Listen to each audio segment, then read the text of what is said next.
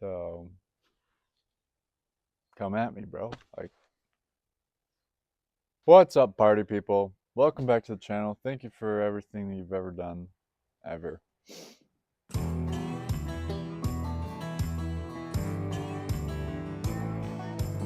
I've been doing some math, and if I want to hit the 4,000 hours of watch time to get my channel monetized in the next year, I only have to make 6,153 more YouTube videos. That's not bad. That's like at least a couple videos a day.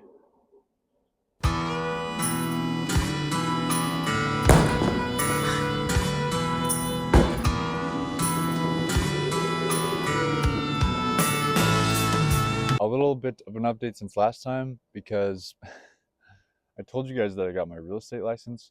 I did not get it. I passed the test. The division sent me a receipt and they included a license number in the receipt. But when I tried to set up an account with the National Board of Realtors, they said, you don't have a license that's active on the division website yet. And I was like, okay. So we called the division. The division was like, oh yeah, we're not going to get to your application for like another week. And we were like, okay, that's whatever, but why did you include a license number in the receipt if it's not active? And they're like, well, that could be your license number, but it might not be. So that didn't really answer the question. But here we are. I don't actually have my license, so it may or may not have been illegal that I told you that I did last week or in my last video. I don't know. But just want to cover myself legally, so there's that disclaimer for you. Anyway, it's still super exciting because I passed the test and all we're doing is waiting for them to do their paperwork. So it's just another week or so. No big deal. In the last video, I talked about the fact that I decided to buy my first house out of state. And there's a whole bunch of things that went into that. And some of you said that you want to know the reasons why. So I'm going to start sharing some of the reasons why as I do these videos.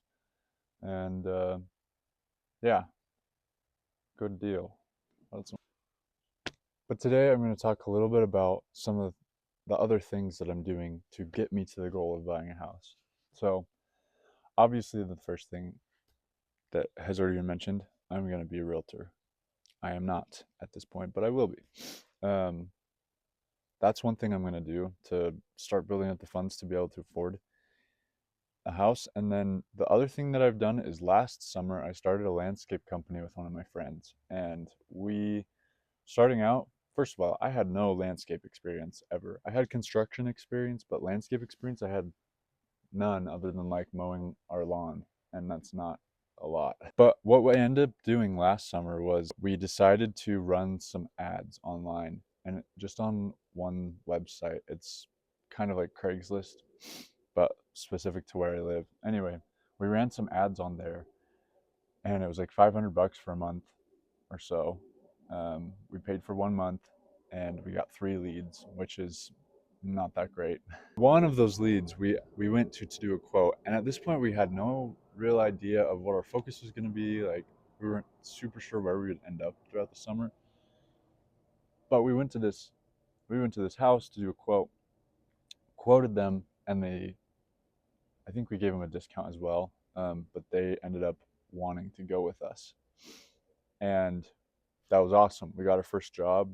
It was like worth $8,000 or so, and we were pretty sure we could do it in about a week. So that's what we tried.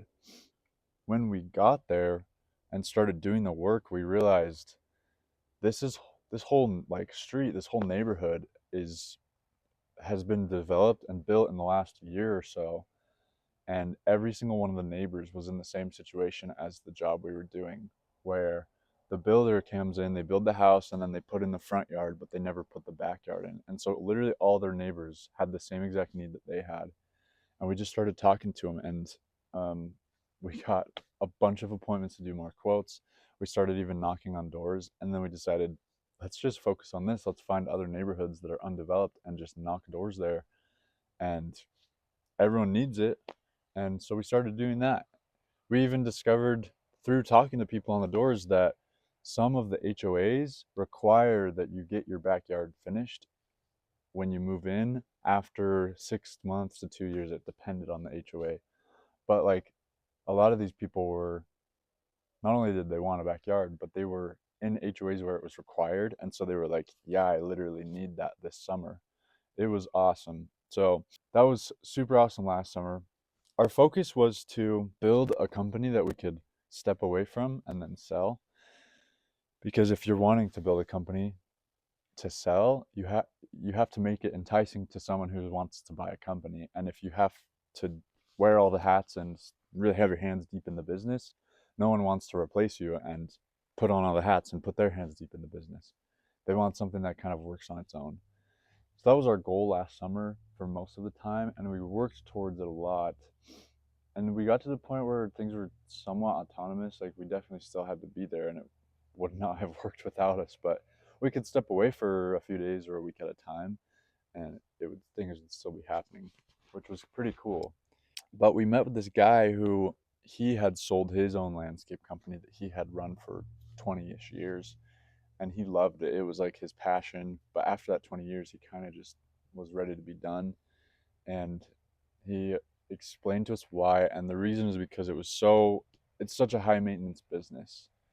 Like, if you compare that to some sort of software or maybe selling some sort of product, in order for the business to work, there has to be a truck, a very big, large, expensive truck that is a gas guzzler.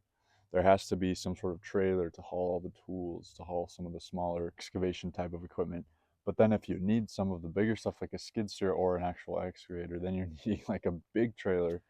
And then the gas goes up and yada yada. And if you need any two of those at the same job, then you're going to have to, costs are going to increase if you only have one truck, because you're going to have to go back and forth to pick both of the things up, or you're going to just have to have two trucks, which is just super expensive again, all to fulfill maybe one job, one specific type of job or whatever. Anyway, he he basically told us when we met with him, well, let me back up. Before we met with him, I sat down with my dad and I was like, we're meeting with this guy. Can you help me come up with some questions that would be helpful? So we came up with a list of like 15 or 20 questions. Like, how did you do this? How did you make your business appealing enough for someone to buy? What is it that the buyers are looking for? Blah, blah, blah. What systems that did you put in place? But we sat down with him and first thing he says is like, my advice to you guys is don't do it. It's not worth it. Unless landscaping is like your passion of life and a dream come true every day, don't do it. You guys are way too smart to be trying to build a landscape company. Go out and put this energy towards some other type of company. Just use it for what it is. Just earn some quick cash and then move on. And so that's kind of what we decided to do, because we were kind of feeling the struggles of how high maintenance a landscape company can be. And so anyway, but all that being said, we shifted our focus from building a company to sell to maximizing profits. And big difference between the two, because we were putting money back into the company that otherwise could have just been profit.